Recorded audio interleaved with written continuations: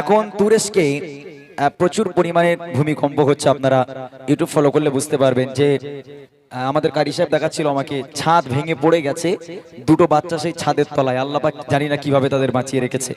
এখন দুটো বাচ্চা জ্যান্ত, মানে বেঁচে আছে, পুরো ছাদটা তাদের গায়ের উপর। এরকম ভূমিকম্প হয়ে এক বেশব লন্ড ভন্ড হয়ে গেছে।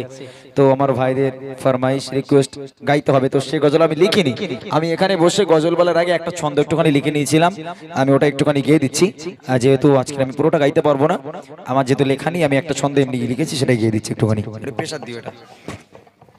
Hello check, hello hello check, hello একটু বাড়াও, একটু বাড়াও, হ্যালো চেক, হ্যালো হ্যালো একটু বাড়াও, হ্যালো হ্যালো। হে মালিক খুলে দাও রহমের দোয়া,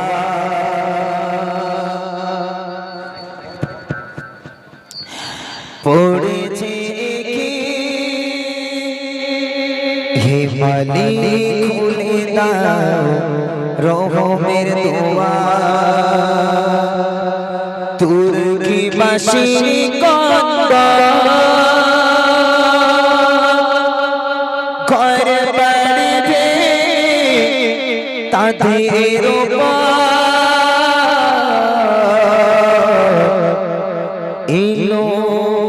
করুণ কম্প,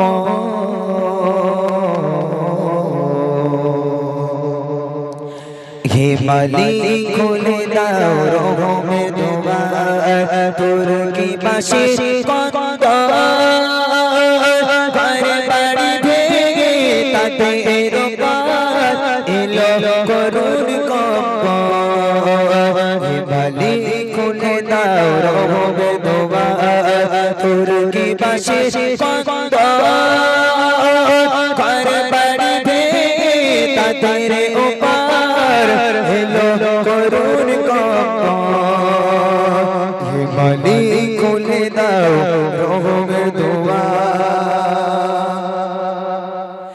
বাবা মা আজ কোথায় লন্ডন বসে থায়, কে কোথায় হারিয়ে গেছে, মা সদাই চিৎকার চারিদিকে গাগাগার, না খেয়ে কি তারা বাঁচে।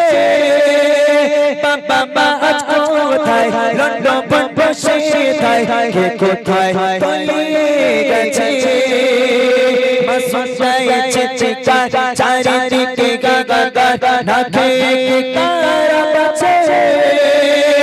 ওদের আশা ভালোবাসা সবই যে হারিয়ে গেল, ওদের আশা ভালোবাসা সবই যে হারিয়ে গেল, হে মালিক খুলে দাও রহমের দোয়া, তুর্কি বাসী কন্দা ঘর বাড়িবে তাদের ওপার এলো করুণ কম্প, হে মালিক খুলে দাও রহমের দোয়া। আমি বসে বসে এই ছন্দটা লিখলাম, তবে আজকের আর সময় নেই বলে আমি পুরোটা গাইলাম না। তো আপনারা দেখে নেবেন ইউটিউবে, তাদের জন্য দোয়া করবেন। তারা খুব মুসিবতে আছে, খুব অসহায় তারা, বাচ্চাগুলো আজকে খেতে পায় না। কত মায়েরা, কত বোনেরা, কত ভাইরা তারা রাস্তায় রাস্তায় ঘুরে বেড়াচ্ছে। হয়তো অনেকে বাড়ি চাপা পড়ে মারা গেছে, অনেকে তলায় ধসিয়ে গেছে, এরকম করুন অবস্থা তাদের, তার জন্য দোয়া রাখবেন। চলুন আমি শেষ গজল গাইবো, বুড়িমা গাইতে হবে।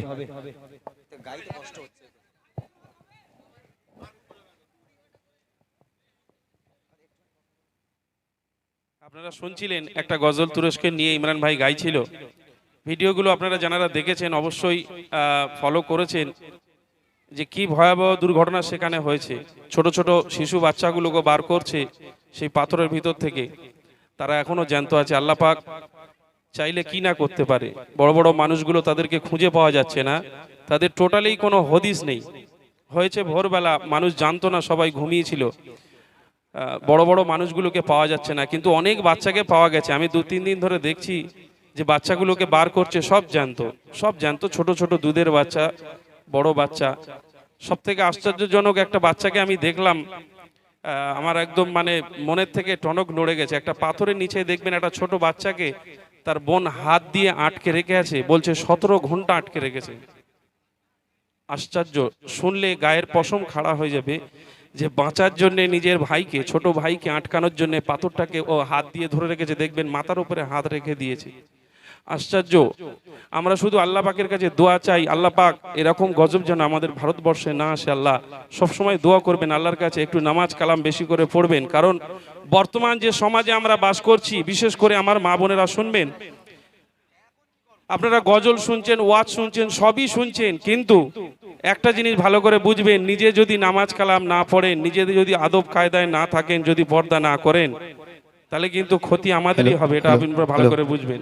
আর আমার ভাইদেরকে বলবো, যতটা পারবেন আপনারা ইয়ং জেনারেশন যারা আছেন, একটু নামাজ কালামের দিক থেকে একটু ধাবিত হবেন, কারণ বুঝতেই পাচ্ছেন এরকম গজব আমাদের উপরেও হতে পারে। অতএব সেই দিকে আমরা লক্ষ্য রাখবো, একটু নামাজ কালামের দিকে আমরা যাবো ইনশাআল্লাহ।